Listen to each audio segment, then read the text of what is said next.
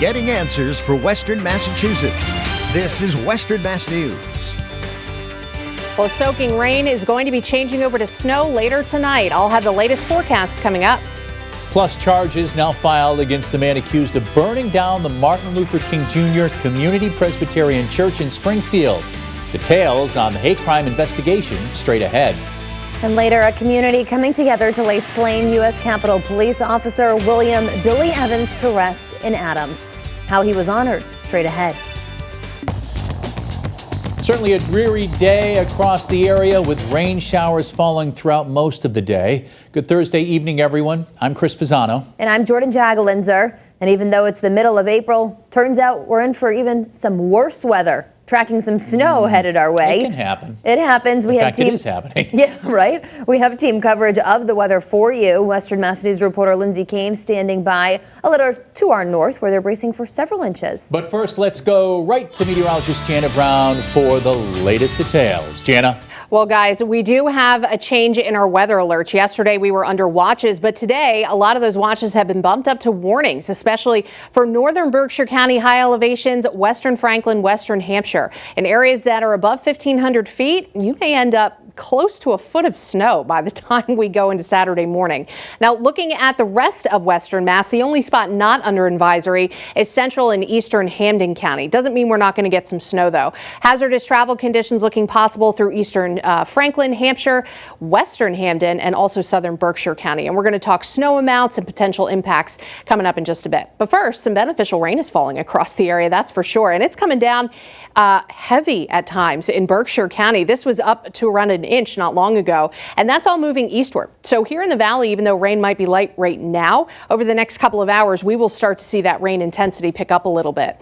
Now, as we continue through the rest of the evening, it's mostly just rain, but temperatures are starting to slip a little bit. We're down to 43 degrees right now. Breezes are light out of the east and southeast, but will eventually take a shift out of the north later tonight before midnight, and that's going to start pulling in that colder air. Worthington down to 41, but North Adams is still at 45. Same for Greenfield and Amherst.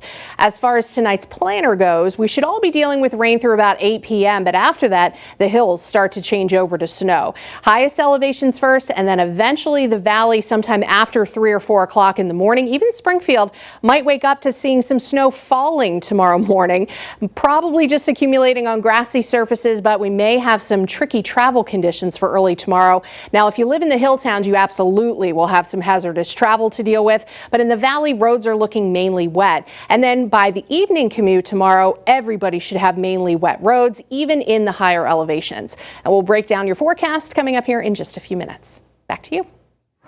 Janna, thanks. And our team coverage continues now with Western Mass News reporter Lindsay Kane. She's live in Huntington. Lindsay, what is the weather looking like in the hill towns, and how is Eversource preparing for the wet weather? Well, Chris and Jordyn, we're still just seeing heavy rainfall. We've seen the wind gusts pick up a little bit, but we're still not expecting any snow for several more hours. Spokesperson of Eversource, Priscilla Rest, tells Western Mass News they have crews coming in tonight into tomorrow to deal with any problems that may come up. With the heavy wet snow and with winds, trees are the number one cause of outages. So if that wind really kicks up, if that snow is heavy, it can bring down trees and branches, and that's what causes outages.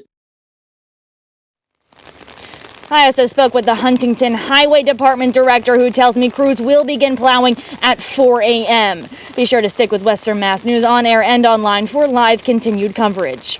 Live in Huntington, Lindsay Kane, Western Mass News.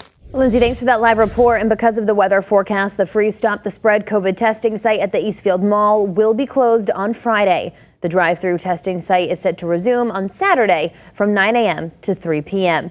And be sure to tune in or stream our live team coverage starting tomorrow at 4:30 in the morning on the networks of Western Mass News and on our free app. Federal hate crime charges filed against a man from Maine who's now formally accused of burning down the Martin Luther King Jr. Community Presbyterian Church in Springfield. Western Mass News reporter Leon Purvis is live outside of the church with reaction. Leon? Jordyn, Chris, the suspect has been behind bars accused of setting fires at the MLK church back in December. Now, 44-year-old Dushko Volchev is charged with setting the fire that destroyed the church building and the religious artifacts inside on December 28th. Since then, the church has been boarded up. President of the NAACP of the Greater Springfield area tells Western Mass News he's not surprised that the burning of the MLK church turned out to be a hate crime.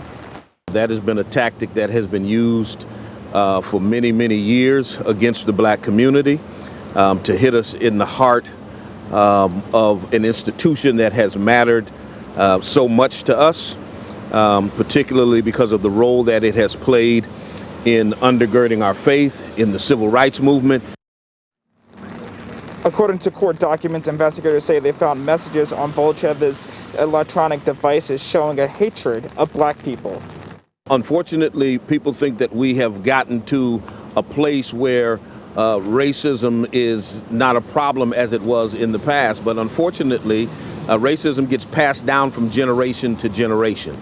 And until there's a change of attitude within the minds of racists who continue to pass this mindset down, we'll continue to struggle with it. Bishop Talbot Swan says the solution is to have a society where there is a zero tolerance for acts of racial hatred. Volchev could face up to 20 years in prison and up to $250,000 in fines. Live in Springfield, Leon Purvis, Western Mass News. Leon, thank you for that live report. Slain U.S. Capitol Police Officer William Billy Evans has been laid to rest in his hometown of Adams, Massachusetts. Evans grew up in Western Mass and went on to serve 18 years with the Capitol Police before getting killed in the line of duty. He leaves behind a wife and 2 children. A community-wide showing of support following the officer's funeral today. Western Mass News reporter Audrey Russo has the story. It's not often that the flag flies in the rain. But Thursday's downpour was no match for the outpouring for Billy Evans. To just give him a farewell goodbye. Law enforcement and community members lining the streets of Adams to remember the U.S. Capitol Police officer who died earlier this month in Washington, D.C.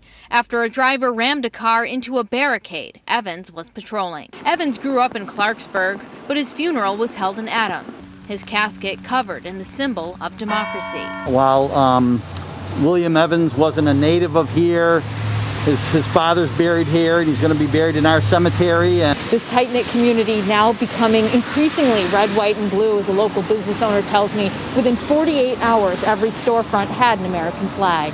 it's the way Adams is. It's what we do when something happens. We're just very proud of this guy's service. In the rain, community members sharing with Western Mass News how stunned they are by the violence that ended Billy's life. It just shouldn't have happened. Their showing of support, their flags flying to pay tribute to the freedom Billy died to protect. I just want to pay respects to him and hope his family just has, some comfort with all the people here. In Adams, Audrey Russo, Western Mass News.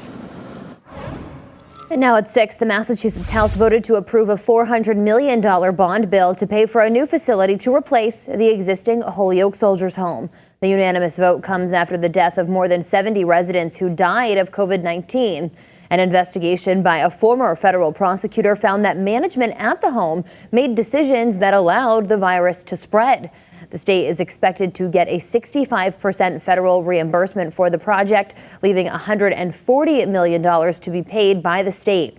The bond bill now heads to the Massachusetts Senate, which is also expected to pass the measure. One person is dead after a motorcycle crash Wednesday night in Belchertown.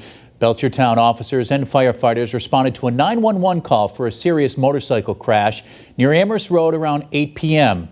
When crews arrived, they found a 37-year-old Jason Zolodowski of Belchertown failed to take the curve during a turn and hit a guardrail. He was pronounced dead there at the scene. Recently, local favorite spot Chez Joseph announced its closure, and now the site is proposed for the future for marijuana manufacturing in Agawam. The proposed ordinance would include decreasing the buffer zone to nearby residential properties from 500 feet to 225 feet. If the proposal is adopted, only indoor cultivation of recreational marijuana would be permitted. A licensed marijuana cultivator would still not be permitted to sell to consumers within Agawam. The proposal is on the agenda for the next Agawam Town Council meeting. A historic opportunity in the city of Springfield. Springfield City Councilor Sean Curran urging Governor Charlie Baker to locate a state agency in downtown Springfield. The Springfield State Office Building on Dwight Street, sometimes called the Little State House, would be the home of this proposed agency. Curran says all agencies don't have to be in Boston, and a move like this would ensure a vibrant future in our local area. Our request here in the City Council is that Governor Baker includes the City of Springfield in this study, that we have a seat at the table, and that perhaps we can have a state secretariat and to move all operations here in the City of Springfield. Curran says along with the high number of college grads, this would also bring equity, more investments, and jobs to our region. You would never power wash yourself or an animal, let alone a horse. Coming up, an unbelievable sight in Belchertown after a woman spots horses in the car wash. More on Animal Control's investigation next. Plus, some Hartford High School students were able to get their first COVID vaccine shot. The partnership that made that happen, straight ahead. Janna? And we are getting ready for some wintry weather. I'll have your latest forecast next.